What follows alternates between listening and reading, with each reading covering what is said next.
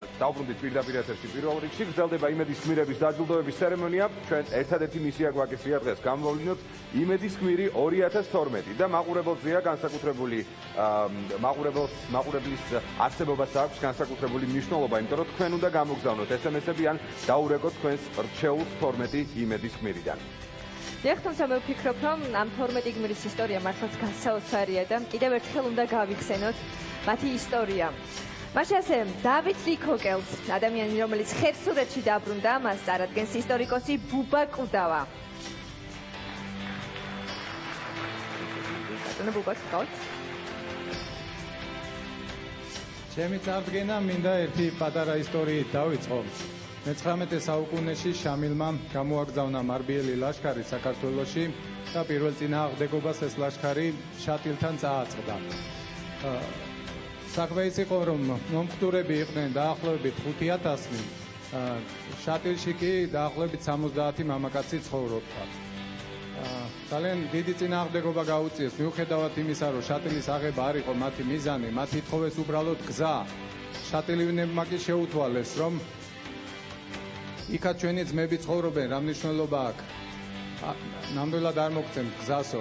რამდენიმე დღე იომეს და ბოლოს იძულებული გახდნენ უკან გაბრუნებულიყვნენ მომხდურები. ჩვენ წინაპრებს კარგად ესმოდათ, რას ნიშნავდა საზღვარი, კარგად ესმოდა, რას ნიშნავდა საზღვრის გამაგრება და რას ნიშნავდა ჩაუქრობელი კერა საზღვარზე.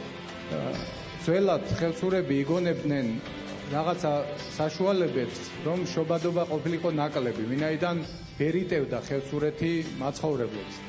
მე-20 საუკუნეში კი ამ დიდებული მხარის დაცარიელება დაიწყო და მივიღეთ უამრავი დაცარიელებული სოფელი, მათ შორის მაგალითად ცნობილი ხახმატი, დღეს იქ აღარავინ ცხოვრობს. დაცლის პირას არის მისული ისეთი ერთდროს სახელოვანი და დიდებული სოფლები, როგორც არის მუცო, არდოტი, ანდაქი, დროშკა, ბაცალიგო, ხონისჭალა, წინხადუ, ბისო. შეიძლება ვიფიქროთ, რომ მერერა რომ ცარიელდება ეს ჩვეულებრივი პროცესია, დროს მოაქვს. მაგრამ გვავიწყდება ალბათ, რომ სოფელი ერთი დიდი ფასეულობაა, რომელიც ჩვენმა წინაპრებმა დაგვიტოვეს. ისეთივე ფასეულობა, როგორც არის ოჯახი და სამშობლო. ოჯახსა და სამშობლოს შორის არის სწორედ ეს ფასეულობა. ალბათ სოფლის დაცარიელება ისეთივე დიდი ტრაგედიაა, როგორც მონასტრის დაცარიელება და სანამ მონასტერში ერთი ბერი მაინც ცხოვრობს, ითვლება, რომ მონასტერი მოქმედია. დღეს გვაქვს ტრაგიკული ვითარება, როდესაც ისეთი დიდი არამცულ სოფლები, არამედ დიდი კუთხეები არის დაცარიელებული ქართველობისაგან. ყოლა, არტაანი, ერუშეთი, ჩრდილი, ბასიანი, სპერი, ეს ის პროვინციებია, სადაც არც ერთი ქართველი აღარ ცხოვრობს. ტაო, ეს ჩვენი უდიდესი და უზარმაზარი კუთხე, დღეს იქ მხოლოდ 3 ქართული სოფელია დარჩენილი. ხევსურეთში კი რა ვითარებაა, დღეს მას მხოლოდ გმირები და გმირების ოჯახები ასულდგმულებენ. 22 წლის წინ გავიცანი მე დათო ლიქოკელი. დღეს, როდესაც ხვდა პატივი მისი წარდგენისა, როდესაც გავიგე, რომ პატივი მქონდა მისი წარდგენისა და მიუბრუნდი ამ ფილმს, ამოვიცანი მასში 22 წლის წინ გაცნობილი დათო ლიქოკელი. ნამდვილად არ მეგონა, რომ ის იქნებოდა 22 წლის მერე გმირი, მე ვიდგებოდი სცენაზე და მისი წარდგენის პატივი მექნებოდა. მე მინდა დათოს სახით აღვნიშნო, რომ სხვა გმირებიც არიან ხევსურეთში. მაგალითად, სოფელ ხახაბოში ერთადერთი მაცხოვრებელია ბადრი მინდიკაური, სოფელ არჭილოში ერთადერთი მაცხოვრებელია ხვიჩა ზვიადაური. და რაც მთავარია, უნდა ითქვას, რომ დათო არ არის მხოლოდ გმირი. დათოსთან ერთად გმირი არის მისი მეუღლე, ხალბატონი დარეჯანი. მე მას მინდა მოუხმო სცენაზე.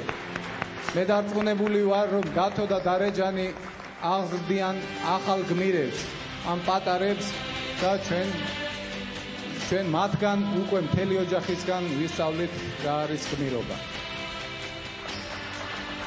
მოგესალმებით ყველას. უპირველეს ყოვლისა მინდა დიდი მადლობა მოუხადო ტელეიმედს ამ შესანიშნავი პროექტისთვის.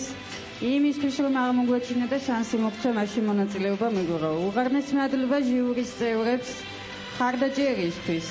ძალიან დიდი სიხარულია ჩემთვის და დიდი ბედნიერება დღეს ამ სცენაზე დგომა. და ეს თქვენი დამსახურებაა. მე და ჩემი მეუღლე 8 წლის წინ დაუბრუნდით მცირეწლოვან ბავშვებთან ერთად, შვილებთან ერთად ჩვენს მშობლიურ სოფელს, სწორედ მაშინ, როდესაც უკანასკნელმა მოსახლემაც, უკანასკნელმა ოჯახმაც დატოვა ჩვენი სოფელი. დღეს 5 შვილს ვზრდით და მშობლიური კუთხიდან, ხევსურეთიდან ვაძლიერებთ საქართველოს. ეს არ ვთვლით ჩვენ, რომ ეს გმირობაა, ეს ყველა პატრიოტი ქართველის ვალია, რადგან ვთვლით, რომ იმ მიწაწვლიდან იწყება პირველ რიგში სამშობლოს სიყვარული, სადაც დავიბადეთ და ფეხი ავედგეთ. ძალიან მიყვარხართ ყველანი, ბედნიერი ვარ, რომ აქედან შემიძლია მთლიანად საქართველოს მივაწვდინო ხმა და გამოვხატო ჩემი სიყვარული და ჩემი მადლიერება იმისთვის, რომ დღეს აქ ვდგავარ. ჩვენ ძლიერები ვართ, ჩვენ ერთად ვართ დღეს. ერთმანეთის ქულებში შეგვიძლია ჩაახედვა და ერთმანეთის გვერდით დგომა შეგვიძლია. ყველანი მიყვარხართ. მადლობა. მე მაყურებელს მიმართა, რომ